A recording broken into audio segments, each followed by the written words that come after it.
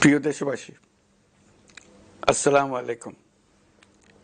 আমি আপনাদের সামনে হাজির হয়েছি অত্যন্ত হৃদয় বিদারক একটি সংবাদ নিয়ে। সিঙ্গাপুরে চিকিৎসাধীন জুলাই গণঅভ্যুত্থানের সম্মুখভাগের অকুতোভয় যোদ্ধা ও ইনকলাব মঞ্চের মুখপাত্র শরীফ ওসমান হাদী আর আমাদের মাঝে নেই। ইন্না লিল্লাহি ওয়া ইন্না ইলাইহি রাজিউন। কিছুক্ষণ আগে সিঙ্গাপুরের পররাষ্ট্রমন্ত্রী ভিভিয়ান বালাকৃষ্ণন আমাকে টেলিফোনে এই হৃদয় বিদারক সংবাদটি জানিয়েছেন। ফেসিবাদ ও আধিপত্যবাদ বিরোধী সংগ্রামের এই অমর সৈনিককে মহান রাব্বুল আলামিন শহীদ হিসেবে কবুল করুন, এই দোয়া করি। আমরা সবাই মিলে এই দোয়া করি। শরীফ ওসমান হাদীর এই অকাল মৃত্যুতে আমি গভীর শোক ও দুঃখ প্রকাশ করছি। তার প্রয়াণ দেশের রাজনৈতিক ও গণতান্ত্রিক পরিসরে এক অপূরণীয় ক্ষতি। আমি তার রুহের মাগফিরাত কামনা করছি এবং শোক সন্তপ্ত স্ত্রী, পরিবারের সদস্যবৃন্দ, স্বজন ও সহকর্মীদের প্রতি গভীর সমবেদনা জানাচ্ছি। শহীদ ওসমান হাদীর স্ত্রী ও একমাত্র সন্তানের দায়িত্ব সরকার গ্রহণ করবে।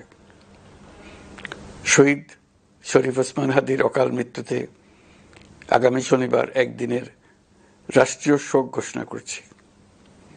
এই উপলক্ষে শনিবার দেশের সব সরকারি, আধা সরকারি, স্বায়ত্তশাসিত প্রতিষ্ঠান, শিক্ষা প্রতিষ্ঠান সহ সরকারি বেসরকারি ভবন এবং বিদেশে বাংলাদেশ মিশনগুলোতে জাতীয় পতাকা অর্ধনমিত থাকবে। একই সাথে আগামীকাল শুক্রবার বাদ জুমা দেশের প্রতিটি মসজিদে শহীদ ওসমান হাদীর রুহের মাগফিরাত কামনায় বিশেষ দোয়া ও মোনাজাতের আয়োজন করা হবে। আপনারা তাতে শরীক হন। অন্যান্য ধর্মের উপাসনালয়গুলোতেও আয়োজন হবে বিশেষ প্রার্থনার। আমি বিশেষ কৃতজ্ঞতা জানাই সিঙ্গাপুর সরকারের প্রতি। তারা হাদীর চিকিৎসায় অত্যন্ত আন্তরিকতা ও পেশাদারিত্ব দেখিয়েছেন। বিশেষ করে সিঙ্গাপুরের পররাষ্ট্রমন্ত্রী ভিভিয়ান বালাকৃষ্ণন, যিনি একই সঙ্গে একজন বিশিষ্ট চিকিৎসক, তার প্রতিও তিনি নিজে হাদীর পরিচর্যা করেছেন, আমাকে নিয়মিত চিকিৎসা সম্পর্কে খোঁজ খবর দিয়েছেন। এই নৃশংস হত্যাকাণ্ডের সঙ্গে জড়িত সকল অপরাধীকে দ্রুত আইনের আওতায় আনা হবে এবং তাদের বিরুদ্ধে সর্বোচ্চ শাস্তি নিশ্চিত করা হবে। এই বিষয়ে কোনো ধরনের শৈথিল্য দেখানো হবে না। বিপ্লবী রক্তে উজ্জীবিত এই তরুণ নেতা ওসমান হাদী ছিলেন প্রতিবাদের অনন্য প্রতীক।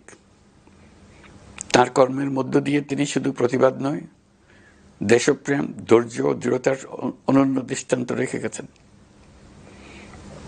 আমি দেশের সকল নাগরিকের প্রতি আন্তরিক আহ্বান জানাচ্ছি, আপনারা ধৈর্য ও সংযম বজায় রাখুন।